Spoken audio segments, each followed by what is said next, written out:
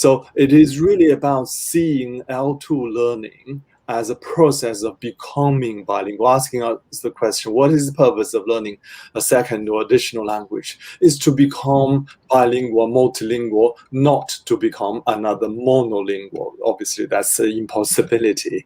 And also, at the same time, seeing language learning as part of language use and practice. So it's really moving, it may seem subtle, but it's really moving from L2 learner to L2 to bilingual and multilingual user, language user.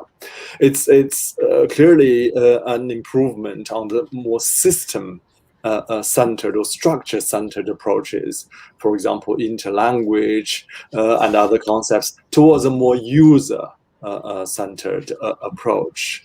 Now, multi-competence is built on three premises. It's really important to remind ourselves of that. The first one, as I've just said, is multi-competence does not depend on the monolingual native speaker as the standard, as the norm, or as the target. The second thing is multi-competence concerns the total system of all languages in a single mind or in community, and their interrelationships, how these different languages interact. And the third premise is that multi-competence affects the whole mind, that is, all language and the cognitive systems, rather than language alone. And that's really, really important. Now, you mentioned the confusion over multi-competence, between multi-competence and multilingual competence, or competence in multiple languages. Now, multi-competence is not about having competence in different languages. Multi-competence says that all speakers can be competent users of multiple languages, for sure. But the analytical focus is on the interactions between the different named languages, as well as the interactions between language use and other cognitive functions. So that's really, really important. It's not looking at one language at a time, and it's not looking at language only without regard to other cognitive functions. So the crucial point here is that multi-competence starts with the bilingual and multilingual language user as the model, as the norm, as not as a target, not starting from a monolingual perspective, and not paying lip service to bilingualism and multilingualism while still using the monolingual native speaker as the model. Mm-hmm. Yes, so I think the most important part here also is to move away from this concept of multilinguals being more monolinguals than one. So could you please tell us also what the consequences of this multi-competence perspective of multilinguals has on the research, for example? Yeah, that's a really good question. I mean, I think the social argument, if you like, has been made, and I think vast majority of people out there do accept that.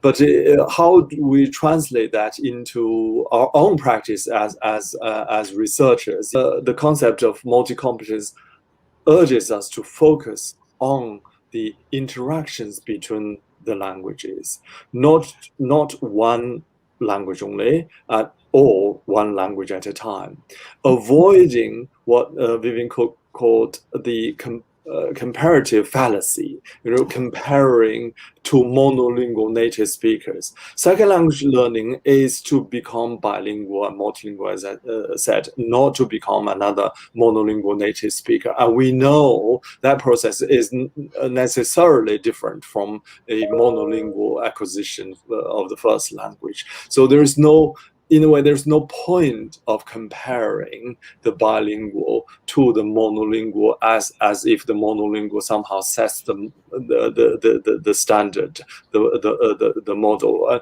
And we know the problem of doing that kind of comparison will always end up as the bilingual, multilingual being some sort of deficient or deviant kind of speaker. And also for research, we want to bring in other cognitive and semiotic systems into the discussion, not just narrowly defined linguistic aspects of the individual's competence. And how does now the multi-competence perspective influence or change our view how languages are or is processed in the brain and the language learner in general? Yeah, again, it's a really good question. So all the languages we know, however fragmented that knowledge may be, influence the way we use language, we process language, even when we are speaking and writing in one language only. So, for example, we are processing essentially an English only information right now through the medium of English. But all the other languages we know individually and collectively absolutely impact on the way we process information through English. There is no doubt about it, even though it's not explicitly expressed. We can't visibly see it, as it were. And nobody can claim complete knowledge of any language. This may be a weird point to make, but there is a lot of assumption in research that somehow if you are a native monolingual speaker, you know everything about that language. And if you're a bilingual, multilingual, you only know bits of different languages. But actually, nobody can claim complete knowledge of any language, even if one claims to be a native speaker.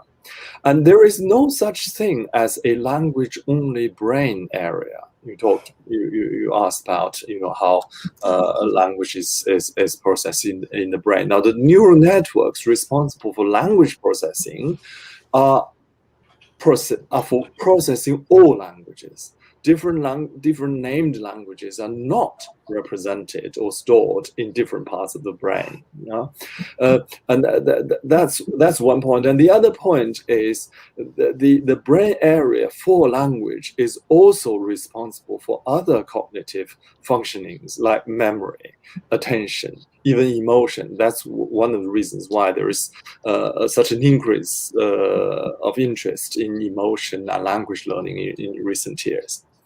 And the third point is that language use is a multimodal process. So we have hand gesture, body posture, facial expression, all that really go very naturally and in an integral way with language expression. So all these are part of the consideration of multi-competence.